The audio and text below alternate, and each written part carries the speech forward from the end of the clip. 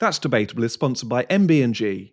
MB&G are specialists in the esoteric world of vehicle and furniture warranty insurance, delivering quite marvellous customer service, prompt claims payment, and a highly developed understanding of how to deliver these products in a way that is both compliant with the regulations and attractive to customers.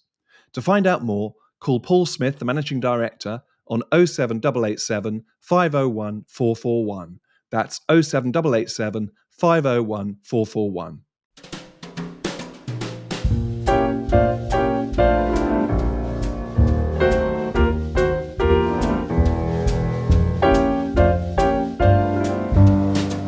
Hello and welcome to That's Debatable, the weekly news podcast of the Free Speech Union, or as it has been more recently, Jan, more like the fortnightly podcast of the Free Speech Union. We've had Easter, we've had May bank holidays, we've had other things getting in the way, all of which are perfectly understandable, but we apologise. It's turned into a fortnightly weekly news podcast of the Free Speech Union. But we're back. And we should launch straight in. We sent an email out overnight round all of our supporters and all of our members concerning the case of Julian Foulkes. Now, Julian Folks is a retired Special Constable, and he was arrested, held in a cell for 8 hours because of a tweet. And that tweet was warning about the threat to British Jews posed by the pro-Palestinian marches. It dates back to October 2023 when he responded to another tweet that was criticising the then Home Secretary Suella Braverman for describing the protests that were sweeping the country in that time as hate marches. So Julian was responding to that tweet, and he said, this is what he said. He said, "1 step away from storming Heathrow looking for Jewish arrivals, ... which was a reference to reports of an anti-Semitic mob storming an airport in Dagestan, Russia, hunting for people arriving from Israel. But someone complained about Julian's tweet to the Met and Metropolitan Police Intelligence Command. That's a specialist unit that is set up to deal with terrorism and extremism, and referred the tweet to Kent Police, citing concerns around online content. The very next day, and this is where the story resonates with so many similar ones, I think, doesn't it, Jan? 6 police officers, always seems to be 6 police officers turned up at Julian's home, ransacked the premises, arrested him, detained him for 8 hours, and gave him a caution. Julian moved pretty quickly to get a solicitor, and with that solicitor's help, he's now got Kent Police to admit that they made a mistake and to delete the caution from his record. There are lots of other elements that we can go into on this case, but the main one, and the one that we're fundraising for at the moment, and we've seen an immediate response to that fundraiser email this morning. The main one is that Kent Police should simply not be allowed to get away with that kind of behaviour. And just to kind of highlight that, and I'm sure people have seen that on social media and reported on outlets like GB News, who also reported the story.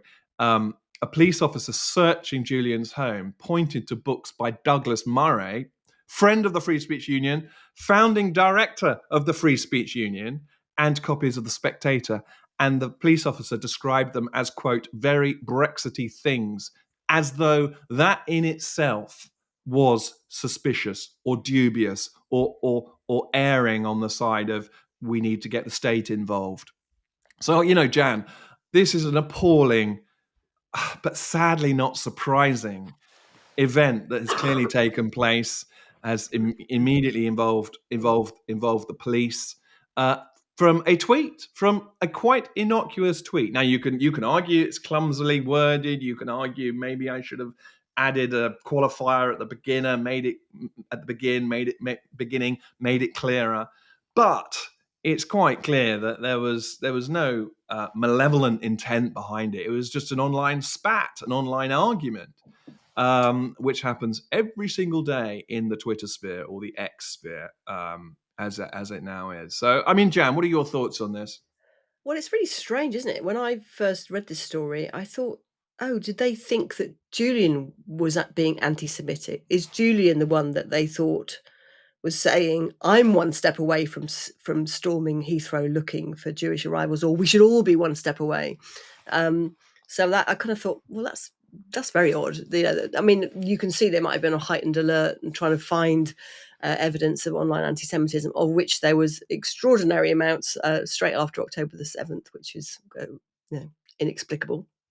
But um, it's quite odd because it's clearly not offensive in itself. There's no words in there that are offensive. It's something else. So that he was cautioned for malicious communications. So I don't know what the original complaint was, how the person termed that, or even if it was a complaint rather than actually being spotted by the intelligence command. I don't know, but it was viewed 26 times. Julian's tweet. So it didn't go hardly, viral, did it? regardless of his intention to try and influence the public discourse, he reached 26 people. I mean, this is just bonkers. It's so well, obviously, to say disproportionate suggests that they should be doing this in the first place in response to a tweet. No matter how many people see it, that shouldn't be enough to trigger an arrest. To be handcuffed. I mean, handcuffed as you come out of your own home, and to have officers. I mean, he describes really well, I think, the level of intrusion of officers going through all of his things, including very, very personal things. And you kind of imagine you have when you're a person, he's 71. I mean, at my age, I would have so many things in my house that I wouldn't want people rummaging They're through, yours. They're Yeah. yours. They're your Yeah, history. They're very your personal private thing, life. which Yeah. could easily be misunderstood. So I went through my bookshelves this morning, and I too. Yeah. You read.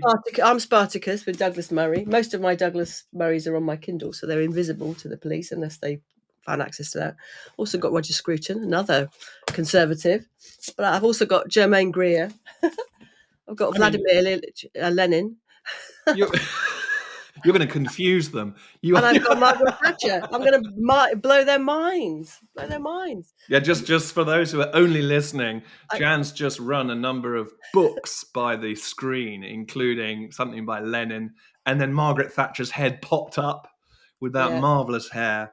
I mean, that range of books, Jan, that reflects your range of interests, I think. Well, some of them I was running along. Oh, and also I've got Mandela's autobiography as well. Yeah. So I got, and then also fittingly Fahrenheit 451 about totalitarianism. So also plenty of Brexity books as well on my bookshelves. But yeah, and the very idea that something that is a Brexit book. I mean, I've got a mouse mat that would probably get me arrested.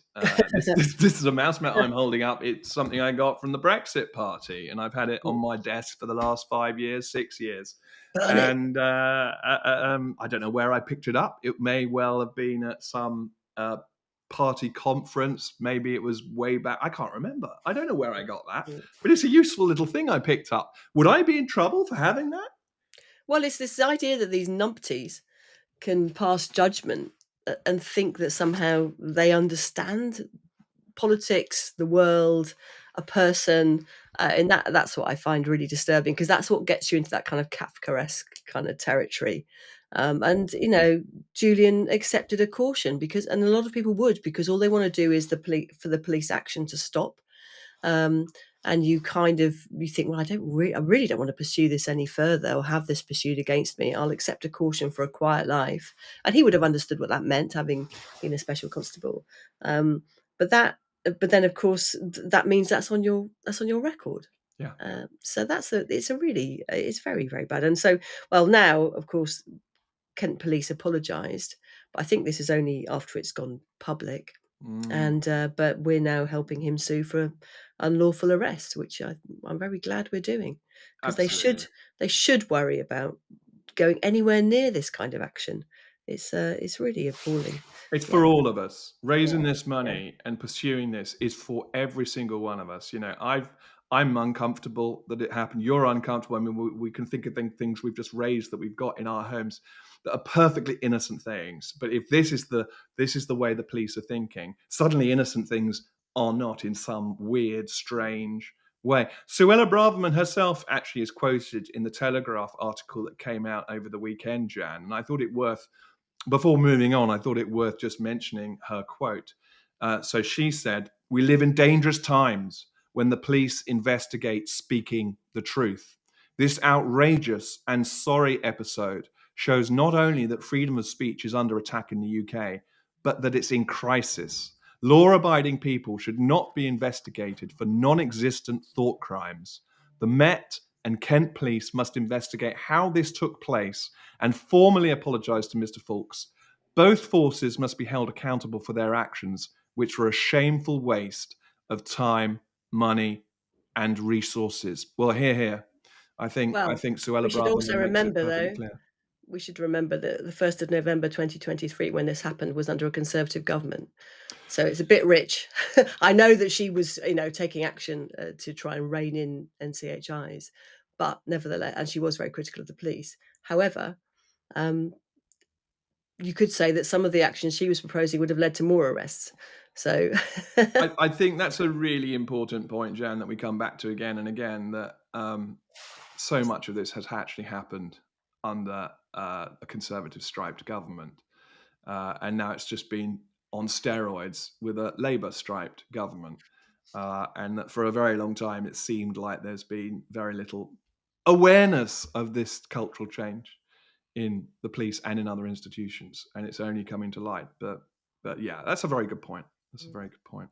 Well, it was led by policy from the top. I mean, it wasn't. I don't think it was just the police getting on with their new way of doing things.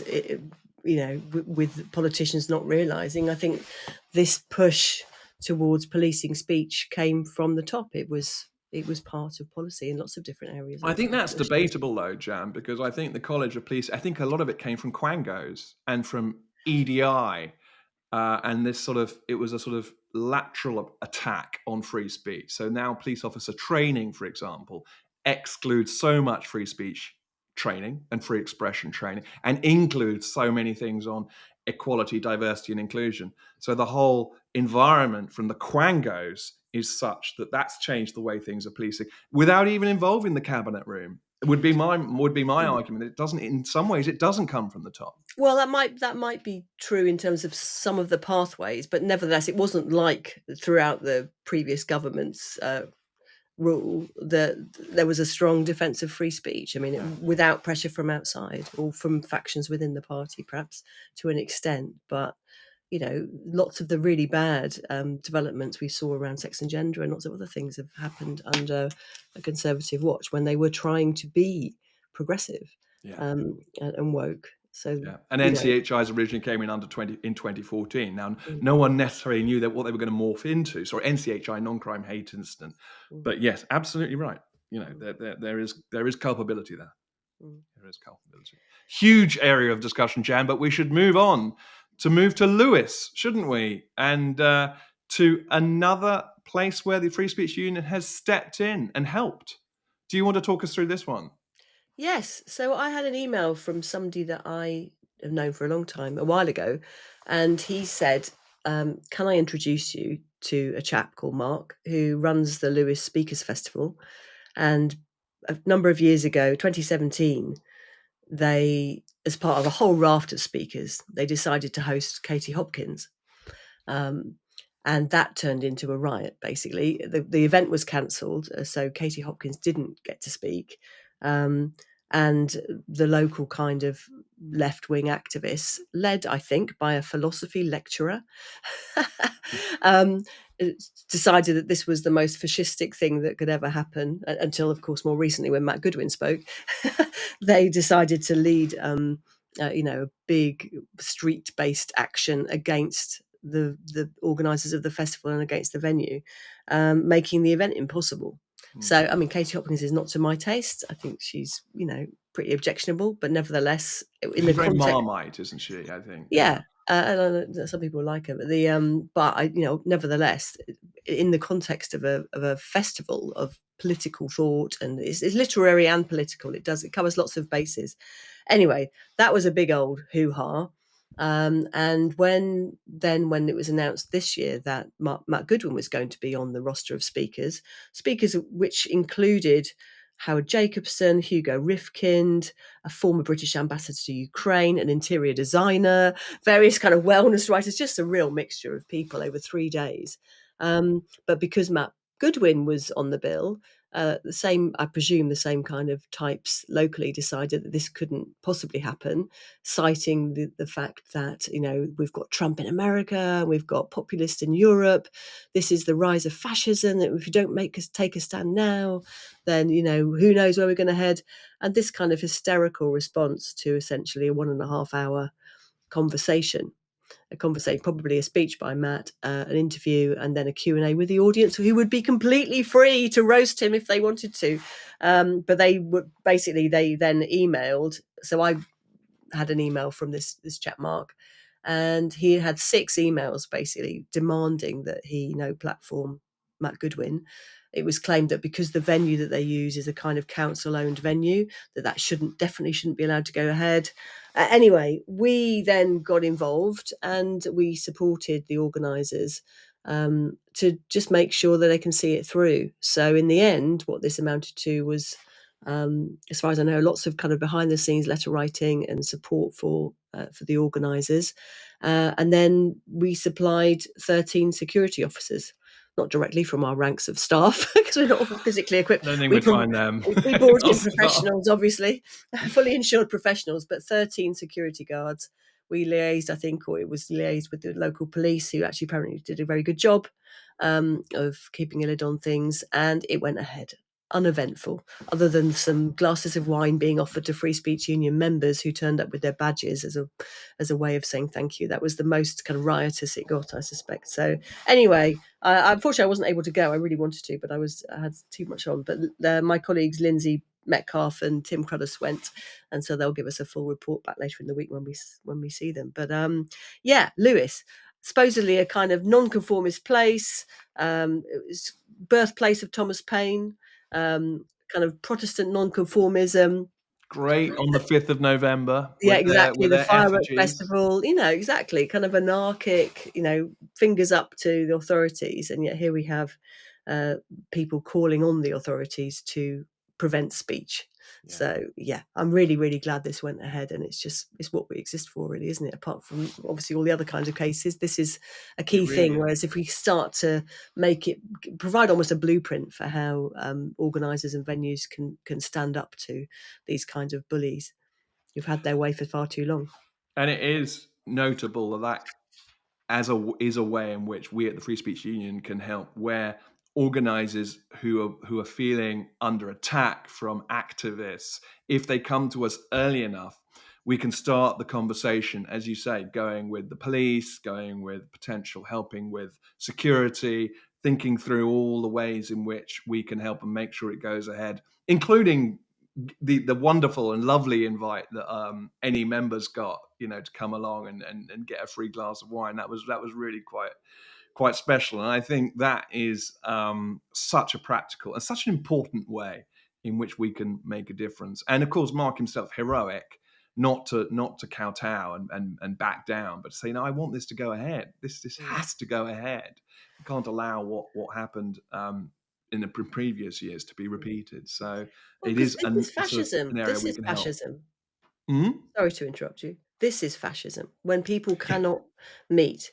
So, I mean, the people who are trying to organise public meetings and political action, they have got so used to having these kind of pre-planning meetings, discussing security, having to put their own bodies on the line, and then also trying to liaise with police, trying to not scare the venue. This has become absolutely routine for women's rights organisers, for Jewish groups. So many people are having to do this kind of extra work just to even have a conversation in a public space. It's really quite extraordinary. So if we can try and row back on that and make it more possible for people to have conversations with audiences, that because you're much less likely to get a mixed audience with mixed views if you've kind of had to bunker down and you can only tell the venue to people on the day and this kind of thing. It really feeds into this idea of building echo chambers, actually, because only the most committed people will come to your event. Whereas if we want to have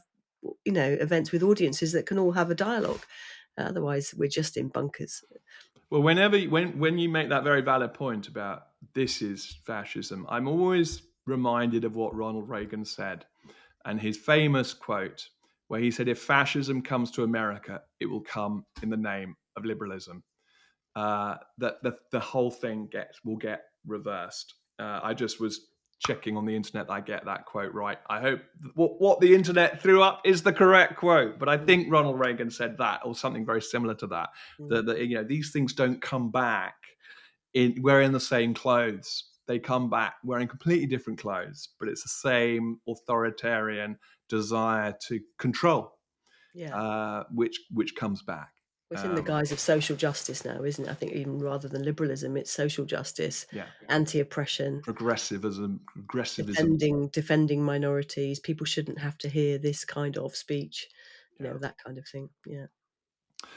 We've helped in another way, though, Jan, as well. So that was the Lewes Speakers Festival. We also helped with a cartoon exhibition. Now, we haven't spoken about it on the podcast, having not had an episode for a couple of weeks, but it's been over the news that a cartoon exhibition called License to Offend was pulled by a London gallery on the grounds that it might offend, which of course is ironic in every single way it possibly could be. The cartoonists that were on this exhibition were mainstream cartoonists who provide cartoons for national newspapers, and they included people like Mac from the Mail, Martin Rowson from the Guardian. But it was on the eve of its opening to the public that the organisers were informed that they would have to be removed immediately after its private view. And according to that management company, at Town Square in Kingston upon Thames, the cartoons were potentially too offensive, and because it works with councils around the country, it couldn't risk appearing too political or risk upsetting anyone. But the news is that thanks to funding from the Free Speech Union and one of our major donors, of whom we have so many generous donors, it's so they're so important to our work, and we're very grateful to them. This exhibition will now go ahead, after all, at Unheard's Old Queen Street Cafe in Westminster. So, from a potential defeat there for free speech. At such an important point as well. Cartoons, they are political cartoons or non-political cartoons. They're such an important part of free expression.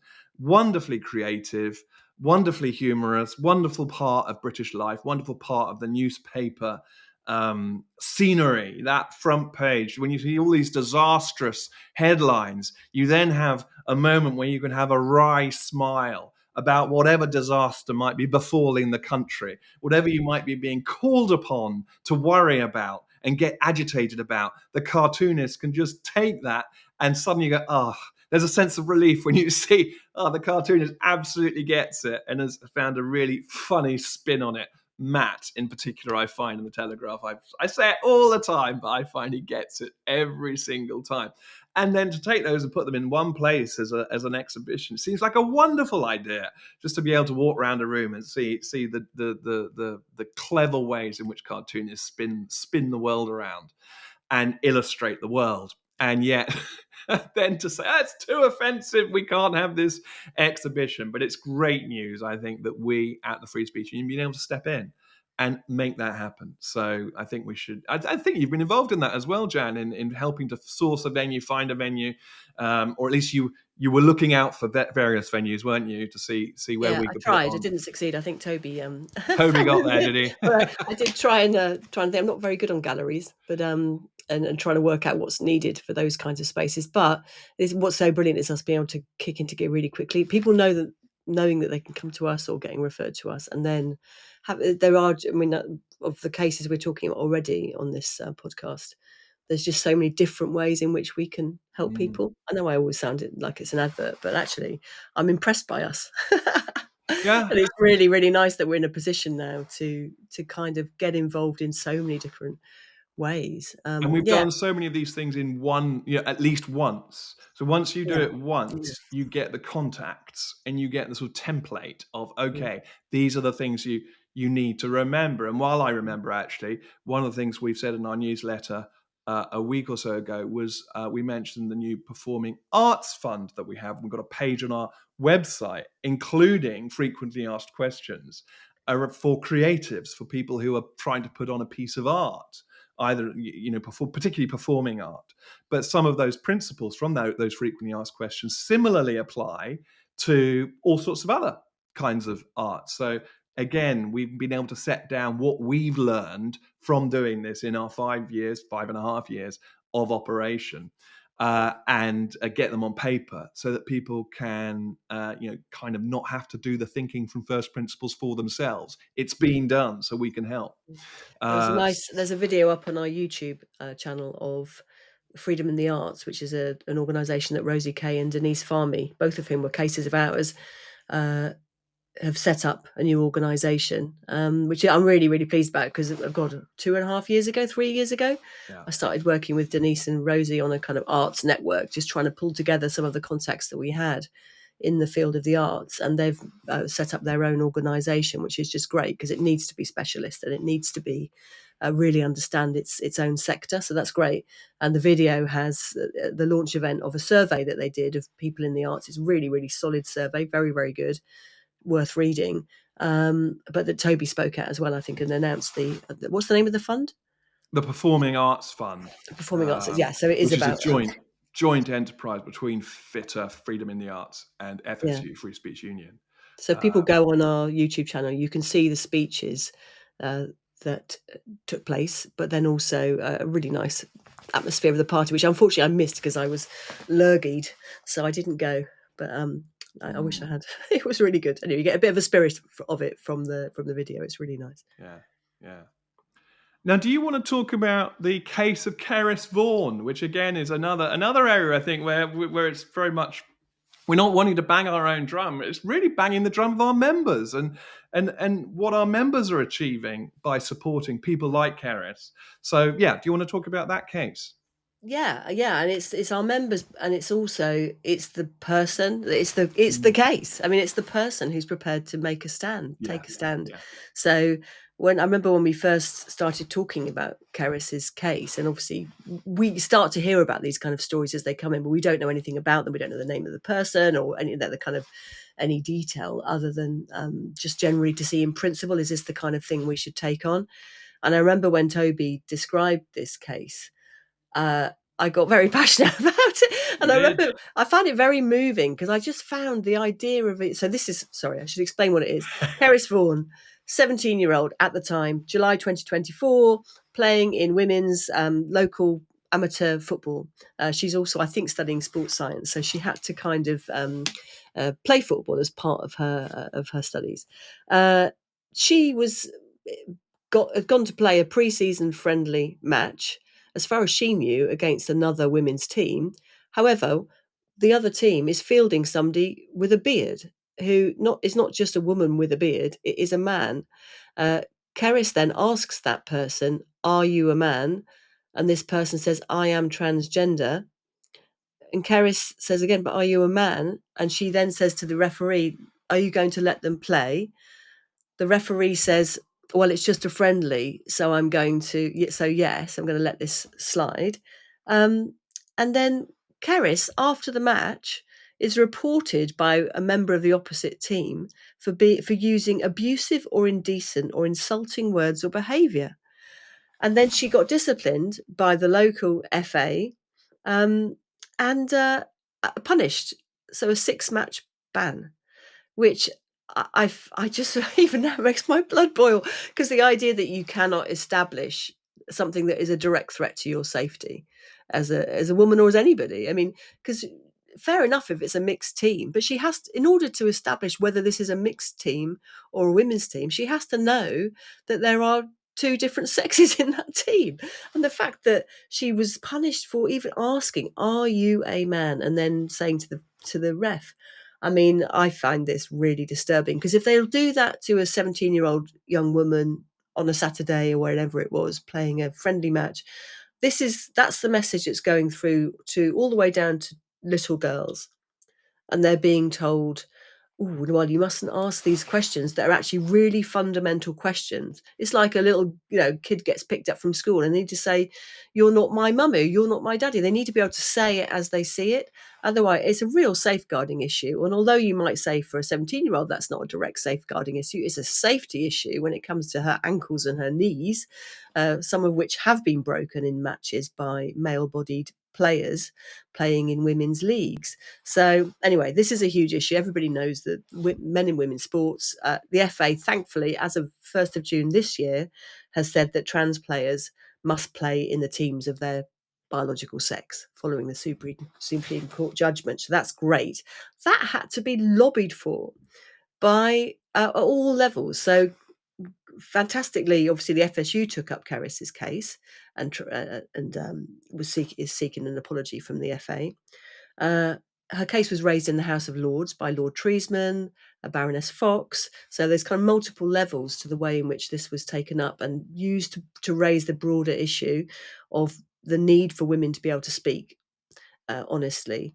And then there was also a protest at Wembley Stadium, which I spoke about just after I'd been along to it earlier in the year, just after we started the podcast, which was great. And it keeps getting mentioned actually in the reporting of Caris's case, where a whole bunch of women and men went to a friendly game at Wembley of men's teams and basically started speaking to people about this issue of men playing in women's teams.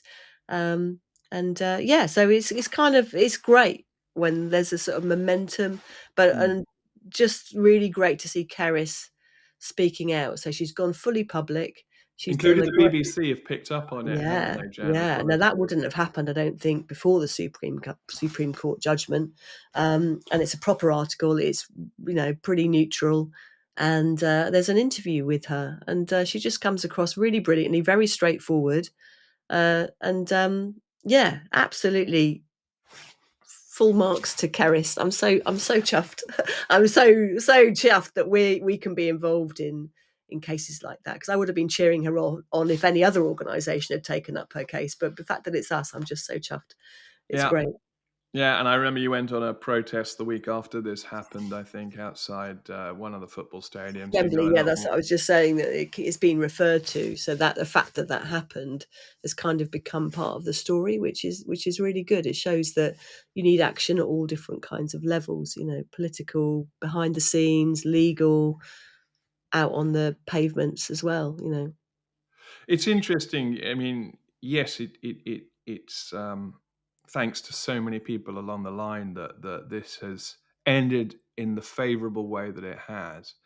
But at heart, it is the courage and perseverance of Caris to see this all the way through the way she has, and to go to press and to allow herself to be interviewed and not to give up. And level of resilience is quite astonishing to witness, and to say, well, would I have reacted like that? Would I have had that perseverance?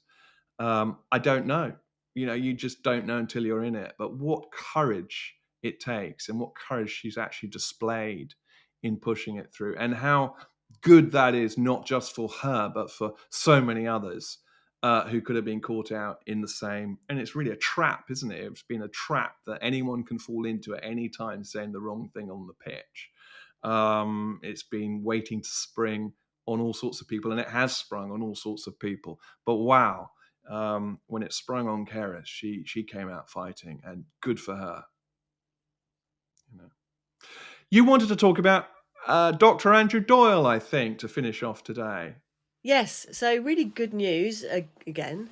I'm sounding like a kind Yeah, of we've had cheerleader. an interesting roll of Um, articles today. Yeah, well, Andrew Doyle was due to, because Andrew's got a new book out called The End of Woke, and he's come back from the States where he's currently working on a new project. Lots of people will know this. So he's come back for, I think, just a week in May. He's going to be at the New Culture Forum Festival, and so will we. But he was going to do an online event for us on Tuesday, the 27th of May, that was going to be only online. I was going to do an interview with him in a podcast studio live, and then with an audience Q&A of FSU members, and that was free for members. But now we've worked out that actually we can find availability for this to be a hybrid event. So there will be an in-person audience on Thursday, the 29th of May. Anybody can come to that, not just members, but members should get in early and get their tickets via our website. to make sure they get a place for that. You'll be able to get the book if it hasn't arrived yet in the post and you haven't pre-ordered it. You can get it on the night. Andrew will sign it for you, I'm sure. But also we will have our online audience as well, and they'll be able to ask questions. So sometimes when we do hybrid events, it's just a bit too technically tricky to get to the online audience to allow them to ask questions. But we'll absolutely make sure that the online audience will be able to ask plenty of questions. So yeah, I'm really excited about that. I think that will be a really fascinating conversation. I've got a PDF copy of the book. I've got to read it this week, but I should look forward to that. Add it to my pile of dodgy books. Dodgy books. Just don't move to Kent. The police there seem to be worried about that. I used to work in Kent, so I never lived there. Yeah, I'm on the borders, so I should be worried. So that's great news. So that is now going to be on Thursday, the 29th of May. If people signed up for that originally to attend online via Zoom, that will just move, so that you don't have to re-register. You'll just get the link as you would do, but for the revised date, and it's half an hour later than it was going to be. It's now going to be 7:30.